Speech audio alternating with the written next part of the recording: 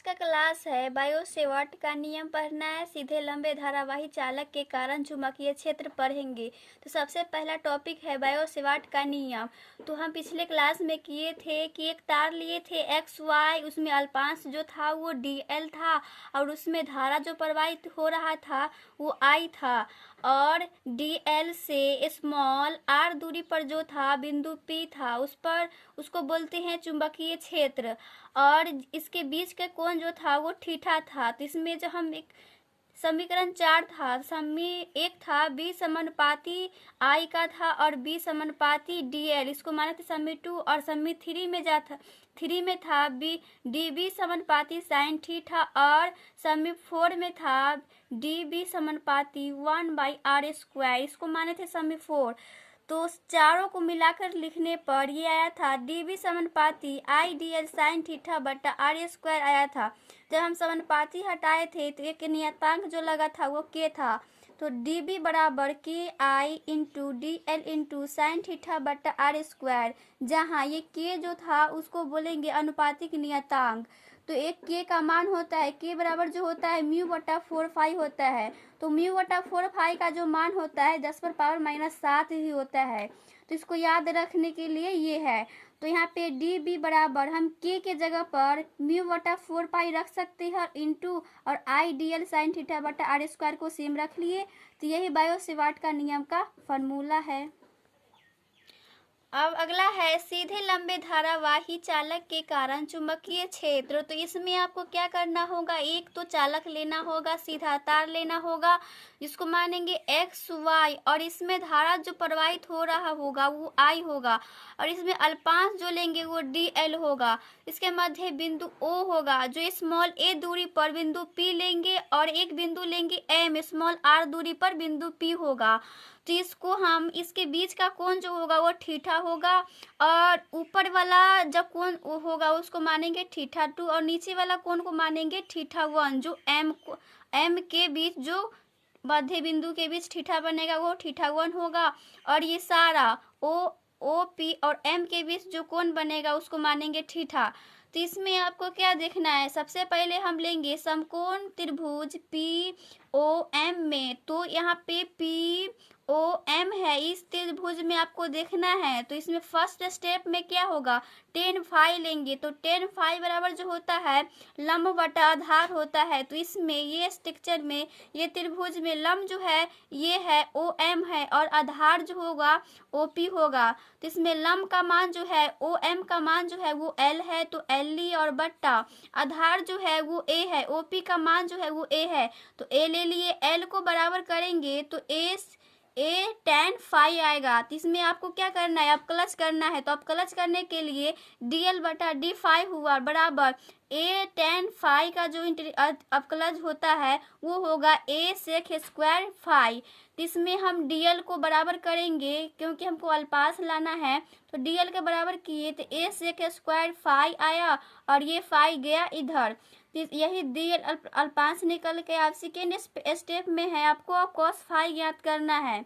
Bio Savart का नियम में आपको cos फाई ज्ञात करना है। तो सेकेंड में cos फाई बराबर जो होगा, cos फाई को लिखते हैं क्या, आधार बाई कर्ण। तो इसमें आधार जो है इसमें A है, लेकिन इसमें कर्ण जो है वो R है, क्योंकि MP जो हुआ वो कर्ण हुआ। तो कर्ण यहाँ पे R है। तो इसमें A cos फाई को इधर लेंगे और R को बराबर करेंगे। तो R बराबर इसमें आया A sec फाई, क्योंकि R के जगह पर आपको लेना A sec फाई। तो R बराबर जो आएगा वो A sec फाई आएगा।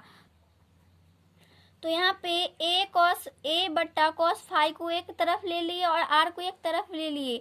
तो यहाँ पे A को A रख लिए, 1/cos फाई जो होता है वो sec फाई होता है। तो R का जो मान आया A sec फाई आया।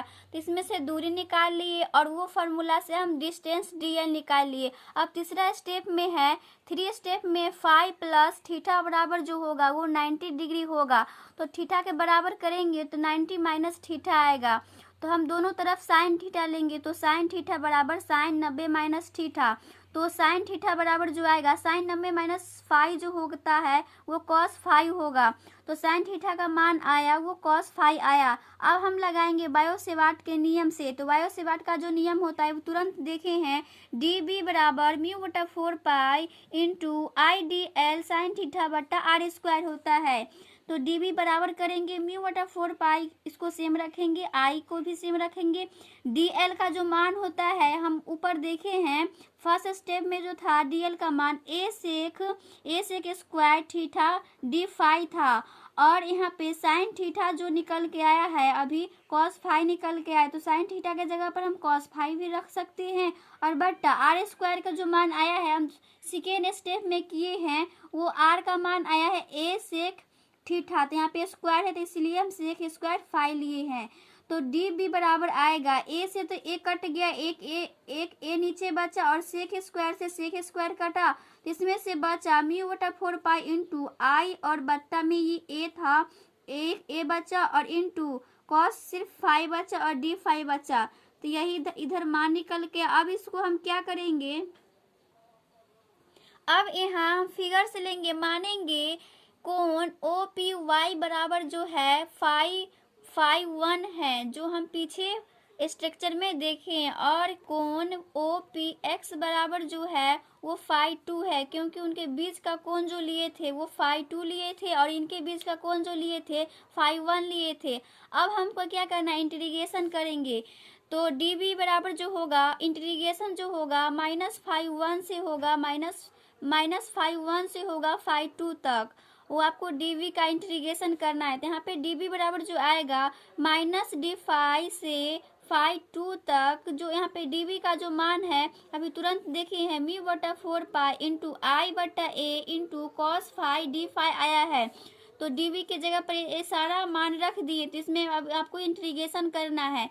तो db बराबर जो आएगा म्यू बटा 4 पाई आई बटा ए जो है वो कांस्टेंट है, तो कांस्टेंट को हम इंटीग्रेशन से बाहर कर लेंगे जो कर लिए है, और आपको इंटीग्रेशन जो करना है 5 1 से लेकर 5 2 तक करना है। अब आपको कॉस फाइव का इंटीग्रेशन करना है, तो इसको एक तरफ कर लिए और कांस्टेंट को एक तरफ कर लिए। तो यहाँ पे इंटीग्रेशन करेंगे डी वी बराबर म्यू बटा 4 पाई इंटू आई बटा ए जो है ये सारा कांस्टेंट है, तो इसको आपको कुछ नहीं करना है, इसको सेम लिखेंगे। और कॉस फाइव का इंटीग्रेशन जो होता है वो साइन फाइव होता है। अब आपको कितना तक करना है, माइनस फाइव से करना है 5/2 तक करना है। तो आपको अब क्या करना है, फाइव के जगह पर एक बार रख देंगे 5/2 रख देंगे, और एक बार रख देंगे -5/1। तो यहाँ पे देखते हैं डी बी बराबर जो आया म्यू बटा 4 पाई इंटू आई बटा ए, इसको तो सेम रखना है क्योंकि ये कांस्टेंट का मान है।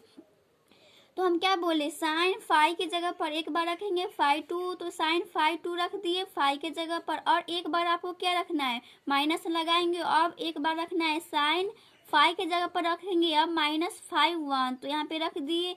अब इसको कैलकुलेशन करेंगे तो डी बी बराबर म्यू बटा 4 पाई इंटू आई बटा ए, ये सारा कांस्टेंट है इसलिए हम इसको कुछ नहीं कर रहे हैं।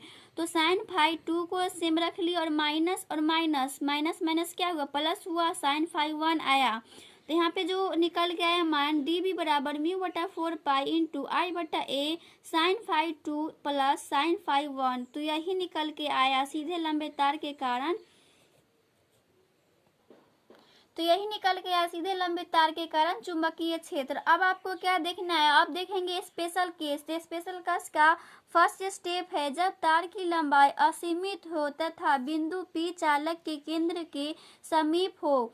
तो इसमें आपको असीमित लंबाई होगा और चालक जो केंद्र के समीप होगा। तो यहाँ पे 5/1 का जो मान होगा वो 90 डिग्री होगा, तो रेडियन में लिखेंगे तो π/2 आएगा, और 5/2 का मान भी क्या होगा, π/2 90 डिग्री, इसको भी लेना है। 5/1 और 5/2 का मान जो होगा वो 90 डिग्री होगा, तो 90 डिग्री रखेंगे। फार्मूला जो था डी बी बराबर जो आया था बी बराबर म्यू बटा 4 पाई इंटू आई बटा ए आया था, और साइन 5/2 प्लस साइन 5/1 था। तो 5/2 के जगह पर भी आपको क्या रखना है, π/2 रखना है, और 5/1 के जगह पर भी π/2 रखना है। तो साइन π/2 प्लस साइन π/2 आया। तो b बराबर जो आएगा म्यू बटा 4 पाई इंटू आई बटा ए साइन 90 डिग्री का मान जो होता है वो 1 होता है, इसमें भी साइन 90 डिग्री का मान 1 1 आया, तो इसमें जो कैलकुलेशन करेंगे तो b बराबर म्यू बटा 4 इंटू 2i, क्योंकि 1 क्या आएगा 2i बटा a आया। तो चुंबकीय क्षेत्र का जो मात्रक होता है वो टेस्ला होता है। तो यही यहाँ पे स्पेशल केस का फर्स्ट स्टेप में आया, b बराबर म्यू बटा 4 इंटू 2i बटा a, और टेस्ला चुंबकीय क्षेत्र का जो मात्रक होता है वो टेस्ला होता है। अब इसके स्पेशल केस का 2 है, जब तार की लंबाई असीमित हो तथा बिंदु P तार के किसी किनारे x या y के समीप हो, तो यहाँ पे जो फाई 1 का मान जो होगा वो 0 डिग्री होगा और फाई 2 का जो मान होगा वो π/2 होगा। तो b बराबर फार्मूला जो था म्यू बटा 4 इंटू आई बटा a था, और साइन फाई 2 के जगह पर भी क्या रखना है 0 रखना है, और साइन 5/1 के जगह पर क्या रखेंगे 1 रखेंगे। तो यहाँ पे 0 + 1 आया, तो b बराबर कैलकुलेशन करेंगे तो म्यू बटा 4 इंटू आई बटा a ही रहा। तो यही स्पेशल केस का 2 था। अब देखेंगे MCQs का क्वेश्चन। तो एक सीधे चालक जिसमें धारा प्रवाहित हो रही है के पास में चुंबकीय क्षेत्र रेखाओं की दिशा होगी। तो ऑप्शन नंबर ए है चालक की लंबाई की तरफ, और बी है त्रिज्यीय रूप से बाहर की तरफ, और सी है चालक के लंबवत तल में बाहर की ओर, और डी है कुंडलिनी की तरफ। तो इसमें ऑप्शन नंबर करेक्ट जो होगा वो सीधे चालक तार जो होता है वो चालक के लंबवत तल के बाहर की ओर होता है। तो ऑप्शन नंबर करेक्ट जो होगा वो सी होगा।